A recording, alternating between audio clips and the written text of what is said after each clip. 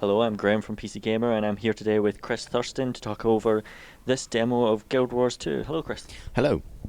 Can you tell me about Guild Wars 2 and what we're watching here? We're watching, will be probably about 20 minutes of World versus World versus World gameplay footage, which I recorded when I was in Seattle at ArenaNet. This is me as the Char cat person engineer, sort of sieging through the open world PvP. Guild Wars has sort of instanced match-based PvP, like objective capture and that kind of thing, but it also has this kind of like huge scale sort of fortress sieging warfare, which is conducted between servers. So every 2 weeks, I think, your server is assigned a colour. We're green, I think, in this case. Okay. And then you're put to war with two other servers in this kind of sort of large but kind of distinct area of the game where loads of fortresses people can capture and things like that. So how many players are taking part in this? In this particular battle, it kind of varies. You'll notice I'm kind of following a big mob of players as we start. We've just captured this fortress. But there are 4 zones, and each zone can have, I think, 300 players in it at a time. So, like, there's potentially the battles can get huge. You might notice a frame rate dip in a few places as well. Obviously, it is a beta, but I think there's going to be some work to be done to improve the performance. But you could potentially have massive battles between groups of players. Also, because it's Guild Wars, there's no kind of like formal grouping. I'm grouped with 2 players, you can see in the top left, but we get like an objective, like you just saw then flash up, that affects everyone around me, and you just sort of follow the mob. So what we're doing right now is we're just storming into the sort of big central keep of the whole World versus World area, which I believe our side actually already owned, but we're going to sort of dash through to the throne room and then sort of have a bit of a run around. And all of these keeps sort of contribute to your faction's total score in terms of how much they actually control, and then that in turn applies different bonuses to everyone on your server. So if your server is winning in World versus World PvP, whenever you're doing anything in the game, you get bonuses to like critical hit chance or crafting or XP or lots of different bonuses. Okay, so how do players opt in to take part in this? Is it just a zone in the world that they're entering? No, there's a button in Guild Wars that teleports you directly into the, PvP, basically. Okay. And you're automatically leveled up to 80, so you don't have to there's no leveling involved. Oh, You wow. can do it from day one. The only thing you gain from having done some leveling in the other side of the game is versatility. You unlock the skills. You don't have access to any, the skills get leveled up to 80, but you don't get the new ones, or at least not all of them. In this form of PvP, and the other one you do. So this is the dude there is the Keep Lord. Killing him is how you take a fortress. This is obviously, we already own this. It's got the green banners up because it's ours. But yeah, you can teleport into this from anywhere in the world. You can't walk there. Yeah. There's no kind of connection, but it is sort of substantial in its own right. So is it a separate area of the world that you're teleporting to? Is it a separate version of the world?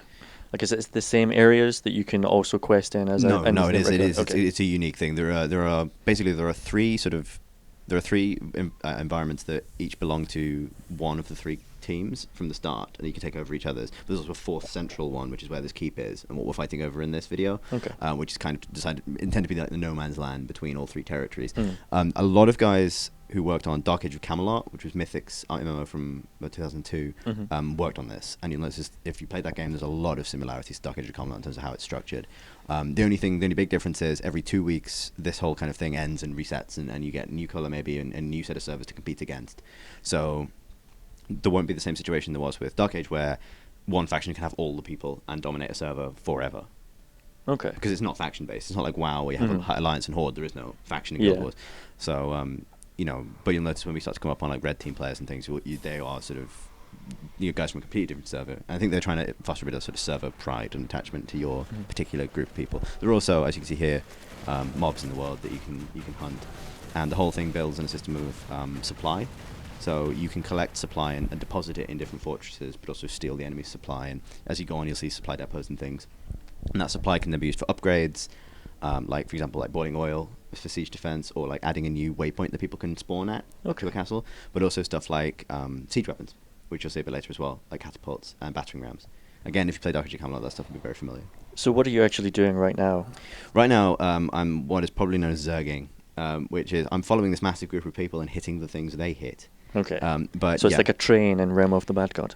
kind of, yeah. Although instead of sort of farming XP, we're kind of like following the commands of essentially there's a chat window in the bottom left, and we've kind of elected a squad leader for basically this massive battle group. It's kind of informal, but we're kind of chasing around, doing what everyone's sort of saying to do. So right at the moment, someone's just said, "Let's go take this particular keep," and we've all zerged off to find it. So just now we're kind of just drawing the kind of NPC guards outside, and we're about to bash down the door and then go and kill the keep lord.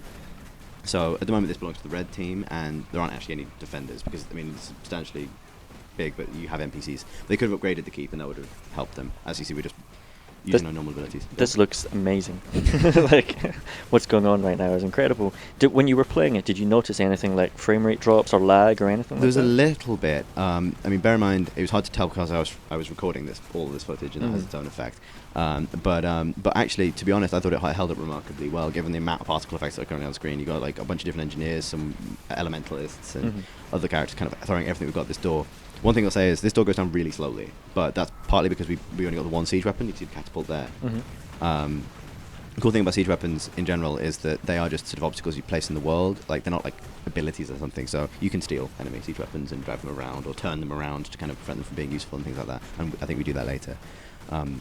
But like Dark Age of Camelot, there's kind of a lot that goes into sort of each of these kind of obstacles, like gates and things, are really, really substantial, and so it does kind of rely on a big mob of players. Like, you'd have to be really, really good to do this with only a few people, but it'd be possible. So what different kind of activities are you doing? Is it purely we're going to break down this door and then we're going to kill the boss inside, or is there more complicated tasks than that? There is more stuff. So that's the kind of that is the core of it. That is how you capture a point. Like, if you're playing Battlefield, it'd be sitting near the point or whatever, waiting for or planting the MCOM or whatever. Yeah. But there are also like escort missions, and you'll see towards the very end of this video, I think you'll see one, which is there are caravans pulled by these big wildebeest style things called Doliacs that deliver supply from within the chain you own, as essentially your faction. As you link up fortresses and towers, I think they basically transfer supply from one to the other, and they need protecting. So protecting them or raiding them adds another kind of level to it. And also the kinds of there are fortresses of different sizes. There's a huge castle in the middle. There's also this was kind of, I guess, the average sized one. There are also kind of guard towers which are smaller. So each of them kind of will take a different amount of time to siege. I mean, it's also, I mean, yeah, it is fundamentally bashing down doors and killing lords. But without skipping ahead too much, you'll see us defend this place as well, and that kind of changes the feel of it substantially when you're also trying to dislodge an enemy group that's trying to do what we're doing now. So that's the core of it. Okay. Door is taking a while to go down. It's almost open. It is almost open. Also, one of the things supply is used for is repairing all this stuff. It doesn't regenerate or anything. Like, if we left now at that gate at 10% health, it would stay like that until someone repaired it or destroyed it. So you have to kind of balance using your supply to bolster your defenses, where just the basic amount you need to kind of keep it ticking over. So how does your group decide how to spend their supply? Well, each individual can have a certain amount of supply, and it's kind of on down to the individual. In this context, to be honest, in the beta, we didn't coordinate that much. I can definitely see where the hooks are for people to really, really plan that stuff and say, like, well, this guild's going to go and look after this area of the map, and this guild's going to do that. But in this case, we mostly just went where the action was and did the thing that seemed logical at the time. But I think that's to the game's strength as well, that it was that easy just to kind of follow the people and have fun and achieve something. So I think the gate's just about to go down, and then you'll see us all storm in. So how does the game rank your individual contributions to this? Well, if you've played any Guild Wars PvE, you know how the event system works, where each player can kind of contribute to a big dynamic quest that exists in the world, and then gets kind of gold ranked or a reward based on that. This works very similarly to that, actually, in that events will pop up like take the keep or defend the thing, and I think it ranks your participation based on the same metrics, like the amount of damage you did, the amount of healing you did, etc., or the amount of supply you delivered, or something like that. Yeah. And you talked briefly about the rewards that everyone in the server gets, bonuses to the crafting and stuff. You might see it pop up occasionally, briefly, in which case you pause, you get a look at it, which is like almost like a pie chart of the relative power of each of the three teams, and that affects a bunch of different bonuses, from things like critical hit chance to crafting abilities, like little incremental steps. It might be a 1% boost, but your entire faction gets it. A level 1 character just starting out would get that based on your performance. You can also level up and get XP and stuff in this version of the game as well. Even though you're actually leveled, there you go. That's the chart I was talking about. Like even though you're functionally leveled to 80, it's it's perfectly possible to kind of spend all your time in the game just doing this if you wanted and didn't want to do the PvE stuff. Did you ever find it just like there was so much going on in the screen just a moment ago that it was hard to see what was actually being attacked? Because there were so many players just actually, standing so around. just to explain, we've just skipped ahead a bit to Yeah. us trying to dislodge an enemy force that's actually attacking the keep we just took. So this is probably about actually 10 minutes later. But you can tell there's a huge enemy group basically doing what we were doing earlier. And this is me and one of the developers, the guy in the white armor with the pink afro, trying this heroic but unfortunately fatally flawed 2-man rescue attempt. It's not a cavalry charge with 2 people. But you'll notice in the background they've got a catapult. They've also got a golem attacking the door, which is a kind of big NPC thing that they can build. Okay. So like my character, if you watched our other Guild Wars video, you've seen me play this character before, is an engineer and therefore can lay down turrets and fire and things like this. And I'm basically just trying to be as annoying as possible, trying to pull as many people away from the doors, trying to buy us time. A lot like the PC Gamer office. Indeed, yeah. Just setting things on fire, jumping up and down, saying "Look at me," demanding that everyone come help, like things like that. Yeah, it's very much like my day-to-day professional life. It's when players, as you may have seen it before in Guild Wars, go down, they don't die immediately. You kind of in like a hold-out position on the ground until someone executes you, or gets you back up, or you bleed out. Yeah. That's a big pile of glue. Glue. Glue. I have the ability to shoot glue. This is also another way in which I'm annoying and in real life. So you have a flamethrower and a glue gun? So yeah, the flamethrower is actually a separate set of abilities. If you look at the first 5 things on my action bar, when it's like that, that's because I've got my 2 pistols out, and one of the abilities for 2 pistols is a glue shot, and then one of my abilities in my number 7 slot switches over to a flamethrower, which changes my first 5 abilities to my flamethrower abilities. So my strategy here, other than just don't die, is, which I think I'm doing a decent job of staying alive given the circumstances, is lay down, that's just the enemy firewall, but lay down a load of fire, try and distract everyone with this damage over time stuff, and then roll out the way, and fire down glue, and there, see, I've gone down there, but I can throw rocks at people to continue being annoying to my final breath.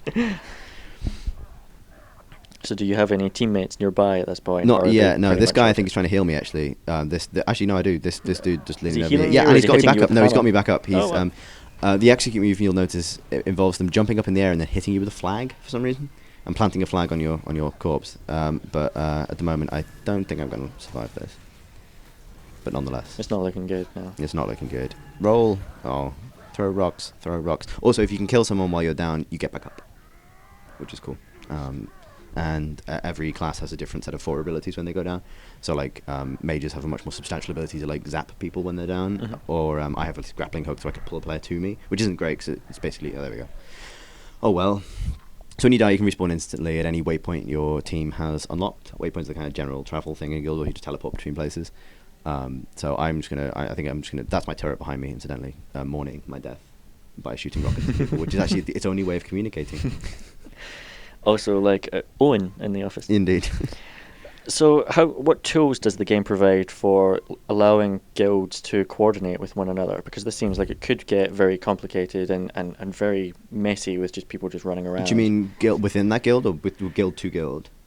I mean, within one guild. server, yeah. How is all those players coordinating? Say they've teamed up privately into different guilds. How are they working together? Well, I actually don't know. I mean, Dark Age of Camelot, which again this is taken a lot from, had an alliance system where guilds could enter into an alliance with one another, and that gave them an extra chat channel. Okay. Whereas like you had guild chat and then alliance chat, and I'd be very surprised if they didn't do something like that. I can't confirm that, but that's how I'd solve that problem. But you have zone chat for the entire zone. That's what you can sort of see in the bottom left corner. Like you can talk to everyone in the zone all at once, and also one player can be elected. I think it's called squad leader, and they show up on the minimap as like a crown. And a cool feature is they show up on the minimap as a crown, but you can also see the squad leaders as of all the other factions as well. So you can, if you ever see them when I pop up the minimap, you'll see dots for all the friendly players. So you can sort of tell where your own side is concentrated.